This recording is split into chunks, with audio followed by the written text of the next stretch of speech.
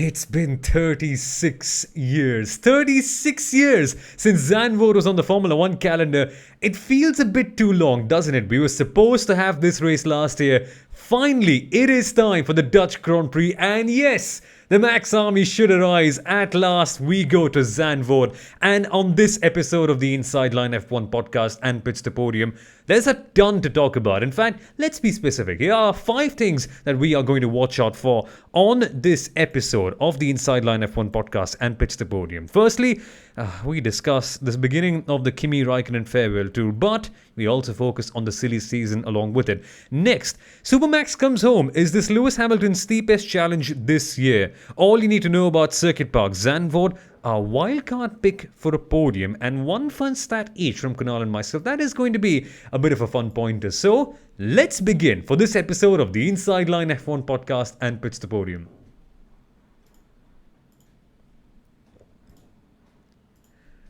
Hey there folks, welcome along. My name is Soumil Arora. You might know me from the driving force on Disney Plus Hotstar, joined as ever by Kunal Shah, the former marketing head of the Force India F1 team.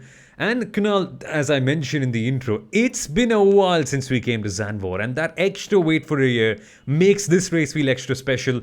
And what can we say, right? The first thing we have to speak about, the Orange Army. This will feel, if you watch it from atop, it'll feel like, what will it feel like? It'll feel like orange clouds are flying around the region. This race is just going to be mad on Sunday. It is going to be mad on Sunday, and I'm actually waiting for Lando Norris to jump onto the Orange Army bandwagon and be like, it's lovely to see just so much support out there for McLaren. Yeah, he's going to do that. But Soumil, on that note of 36 years, hats off, or helmets off, as we say in the world of motorsport, at least on our show, right? To the local organizers of the Dutch Grand Prix. And why do I say this? Because last year, they would have had the chance to host the Dutch Grand Prix for TV-only reasons, right?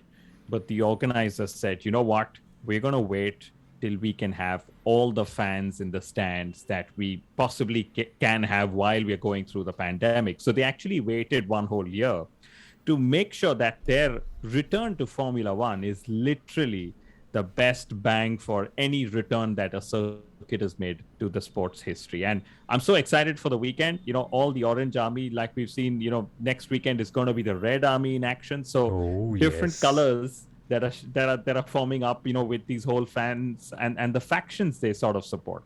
I want to see this in Asia someday. I know the Europeans have a great sporting culture and fair play. It's amazing to watch. But someday you want to see this sort of an atmosphere happen all over the world, not just at select races. But seriously, what a crowd, what a race this is going to be. And honestly, right, this is how you do things. This is how you wait it out and you test things out and then come back, as you mentioned, Kunal, with the best bang, much like Alex Albon can have. But more on that in a little bit. But firstly, Kunal, the big news from this weekend, we have to address it. It's a bit of a sad one if you are a Kimi Raikkonen fan. Of course, everyone is a Kimi Raikkonen fan, so it's a universally sad news, this one. The Kimi Raikkonen farewell tour has begun, but on a positive, the silly season has restarted, Kunal. And let's just chat about Kimi for a second. This is just going to be a very painful end. But knowing Kimi, he's not going to bother about the results, right? Alfa Romeo will, because they have money dependent on it, but Kimi's just going to have a fun time at the end. Yeah, this is just a hobby for him, like he's kept on saying. And my assessment in all of this is Kimi pressed send and he expressed his decision to retire before informing Formula One or informing Alfa Romeo. And I'll tell you why I say this, because Kimi's social media post that, that we are all going to remember for the years to come actually came out, and then several hours later is when Alfa Romeo had to release a statement with Frederic Vasseur. So it's just my assessment. But yes, Kimi going, end of an era. The Iceman will be missed. Definitely more his personality than his talent that we've seen in the last few years. It's been painful for all Kimi fans to see a second-rate version of the 2007 world champion, if I may put it that way. But even his second-rate version was so good that he kept a lot of first-rate drivers away from a seat in Formula One for the last so many years. So thank you for all the memories, Kimi. I know Mithila is extremely upset since the announcement. Like literally, when I told her, "Hey, Kimi is retired," she said, "Check if it's fake news before you actually tell me this." Oh man. As you mentioned, Kunal, the best line that you said was, "We'll remember him more for his personality," but just coming back a few years ago, focusing on the times he had with McLaren, what could have been if Kimi just maybe cared a little bit? I mean, no, I mean, it looks like from the outside he didn't care, but still, what if something had happened in the second half of his career as well? It's just amazing, but the best part is he made you enjoy, he made you laugh, and what more could you ever ask from a driver while being so good, right? It's not just he was like a comic act. Kimi Raikkonen is just one of his kind, right? And I was thinking earlier this morning, what will his retirement be like? Will it be like Mika Hakkinen, where he just becomes very quiet for a few years and then becomes an ambassador of sorts? Will it be like some other driver? No, Kimi will be Kimi. He'll post around on social media, but it'll be very hard to find him. That's just how he is. But a special episode on Kimi is coming, by the way, so we'll not waste too much time speaking, not waste too much, but we'll not spend too much time speaking about him today, right now. But silly season, Kunal. Loads of rumors coming around heading into Zandvoort, and the first one that I got pranked into was that George Russell could be signing for Mercedes. De Vries could go to Alfa Romeo, Bottas could go to Alfa Romeo, there is Albon going to Williams, and potentially, I read somewhere, and of course many people have denied it since, but still, Alfa Romeo potentially getting Mercedes engines. Twitter has gone wild. And rumors are just coming in a plenty right now.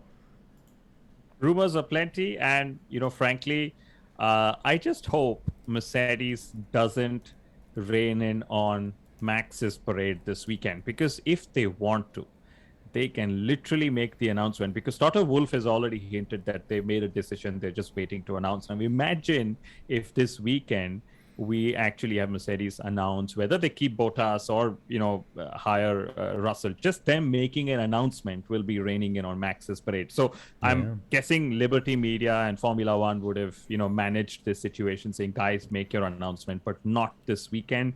Let Netherlands become the big market, or the bigger market that it's anyway becoming in the world of Formula One. So I hope they don't do that, because last year I remember, Sebastian Vettel announced him joining Aston Martin just on the eve of, I think it was Mugello, Ferrari's 1000th race. So all these guerrilla marketing tactics can always come handy at some point. But yeah, I think the rumors are going to keep flying, and the announcements are hopefully a few days away.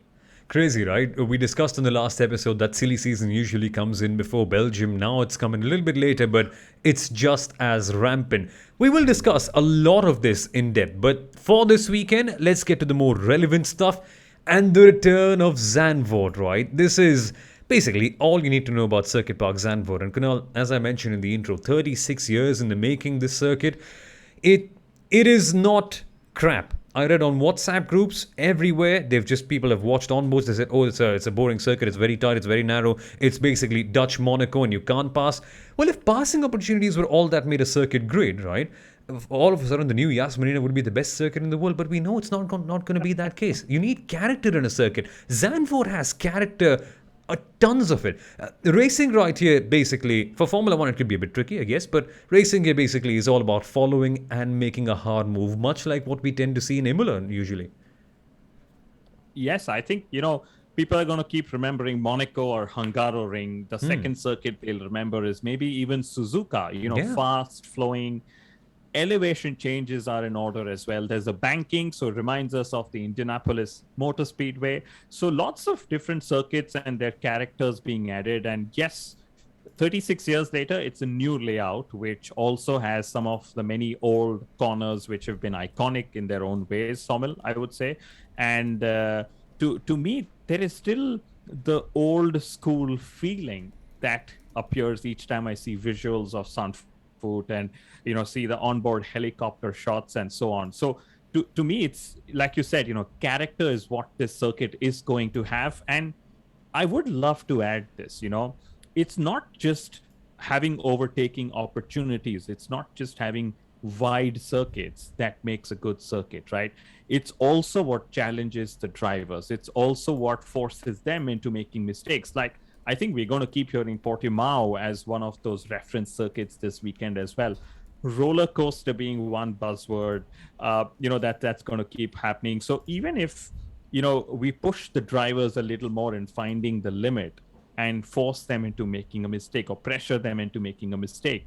These kind of circuits can also deliver a fair bit of entertainment. And yes, there are limited overtaking opportunities out there, but this is still a high speed circuit. And I'm sure, Friday and Saturday, the post session interviews, a lot of drivers are going to say there's just so much to do every lap behind that steering wheel. So, not just one, but several buzzwords and several messages that we are going to be sort of hearing this weekend from the teams, from the drivers. And again, similar things. They've never raced here, different tarmac and asphalt.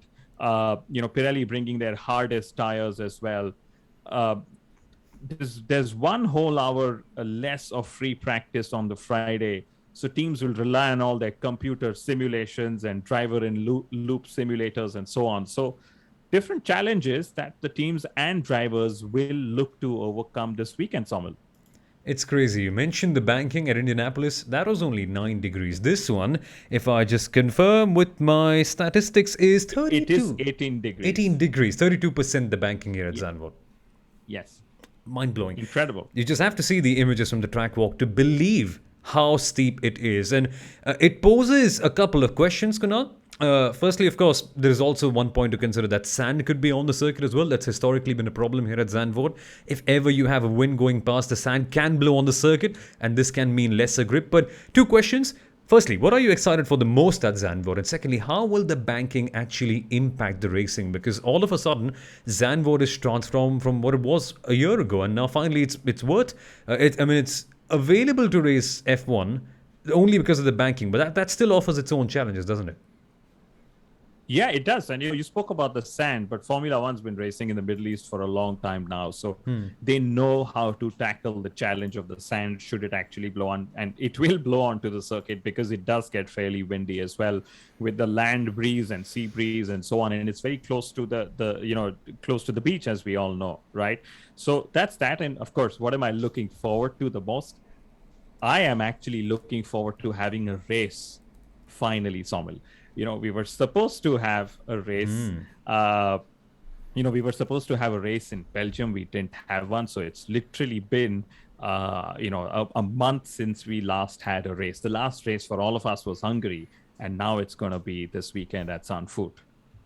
Bit of a crazy one. And what we have to remember now is that we could see some really crazy sends into Tarzan Bocht, turn number 1. Watch out for that one. That is going to be one of the highlights if that ever happens. And by the way, a send down turn 1 down the inside is not the smartest way, to be honest. It's the outside line that works. So watch out for that. It'll be even crazier. But Kunal, one final point about Zandvoort before we move on to other topics is the DRS. Now, there was some chatter that DRS could potentially be used on the banked final corner.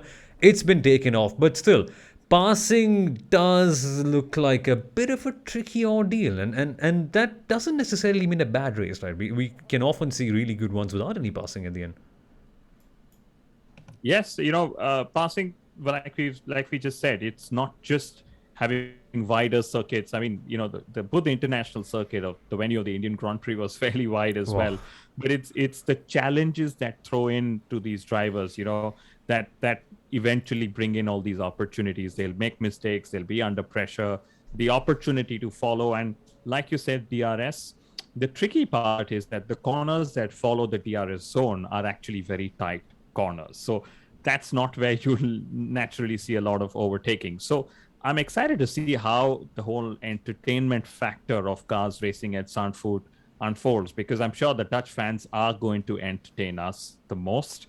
And I really hope for all the Dutch fans listening in, and Netherlands is one of our top 3 listener markets, Soumil, please do not boo Lewis Hamilton if he wins this weekend. It is going to be a landmark 100th Grand Prix win, should he get it. But please do not boo at him, guys. And thank you for listening. I think if they do, honestly, it'll be an even better sight. Again, Hamilton's quote, "Still I rise," it just plays into a very poetic circumstance. And speaking of the Dutch fans, for one second, it'll feel like they'll be caving in because the circuit is full of undulations and the rooftops, wherever they sit, all the stands, they're just literally right above the circuit. So it makes for an even bigger spectacle. But that's enough on Zandvoort. Let's speak about the hero of Zandvoort. The king of Zandvoort, basically, is what many would like to call him, Max Verstappen. And now all of a sudden, this is a homecoming like he's never seen before. I mean, Belgium was something, but this is just unlike anything. But could this be Lewis Hamilton's steepest challenge this year, Kunal? You mentioned rightly his 100th Grand Prix win could be on the occasion. And it is just turning out to be a very incredibly challenging one. Again, does a thing like home support ever work? I don't think so, because Hamilton's won 5 races at Monza. Again, the most away of away circuits for a Mercedes driver. He's won 2 races at Belgium since the Verstappen fans started to come there as well. So I don't think anything quite like that phases Lewis Hamilton ever. I don't think it does. If anything, it'll just spur him on that much more to try and beat Max at home. We saw during the Lewis versus Seb era, it was always about trying to beat the other at home. So that's what's going to happen. Much as Max will have a couple of extra BHP, in his car, just driven by all that Orange Army passion that goes in as well. But I remember, just before Soumil and I sat to record, Soumil's research says that Mercedes believes that they have the best car through the triple header, and Zandvoort is what suits their circuit the most. Yeah. And I remember reading that my research said that actually Zandvoort will suit the RB16B the most. So, guys, the bottom line is that we don't know who's going to win, and that's the fun part. The margins are just so fine between the two teams and their top 2 drivers that this unpredictability is what is actually getting us all to tune into the sport. And like Mark Hughes keeps saying, it's about what wing levels each of the 2 different teams are going to use literally at every circuit. That is going to determine their form factor, because the ambient temperatures, depending on how high or how low they are, it could trouble Mercedes or maybe not, because we've seen traditionally that they've taken their own time. They've taken longer to generate heat in their tires. But when they do get there, they have been able to push those tires a little more, which is a little opposite for, Red Bull as well. So, yes, it's going to be Lewis versus Max at Max's home territory. And I'm waiting to see how it all unfolds.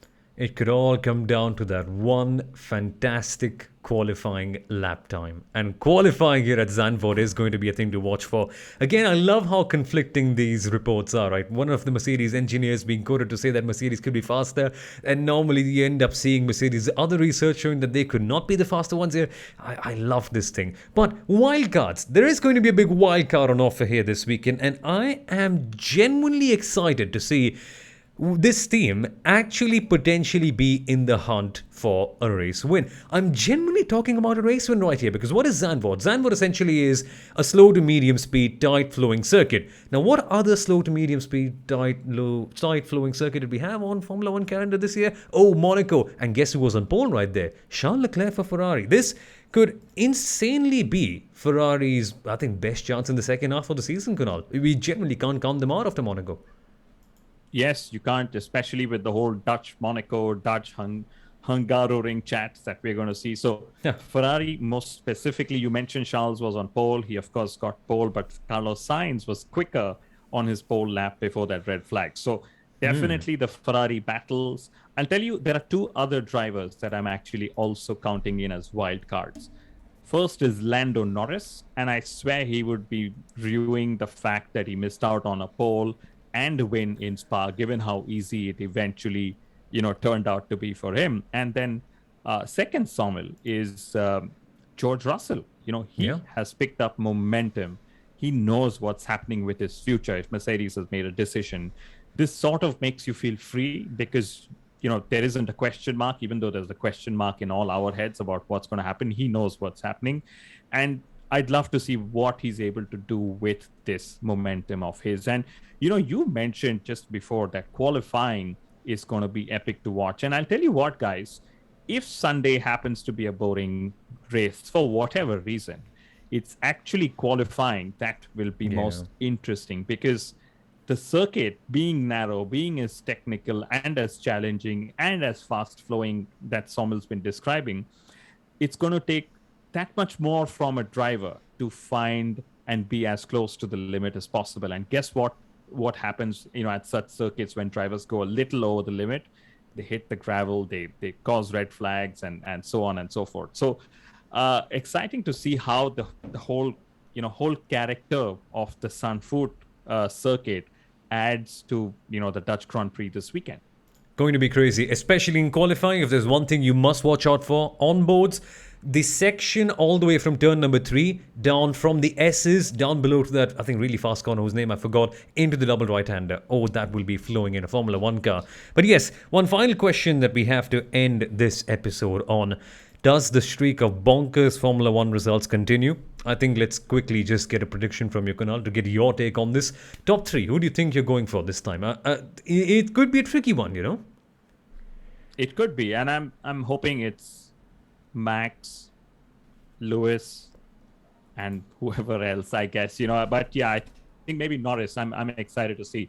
Norris has had 100% Q3 record this season. The only other 3 drivers who had it are Lewis, Valtteri, and Max Verstappen himself. So I'd love to see Norris on the podium. That would be fantastic for him, Soumil.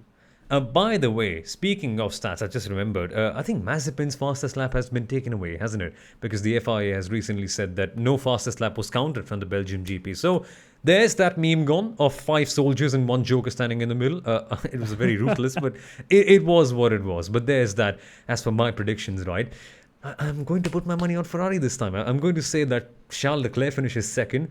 But I think you can't take it away from Max this time. So Max first, Leclerc second, Hamilton third. That's going to be my take. Whatever's your take, well, predict, win, all that in the Pits To Podium Grand Prix prediction competition. Link in the description. But folks, thank you for watching. Thank you so much for listening to this episode. And finally, Kunal, if you just had to pick one only final thing to be most excited for this weekend.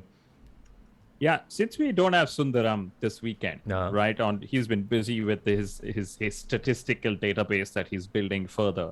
I'm going to say a stat which I have courtesy our friends at the Aston Martin racing team. So a safety car has appeared in 9 out of the 12 races this season. The only 3 races to not have a safety car were Monaco, France, and the first race in Austria, right?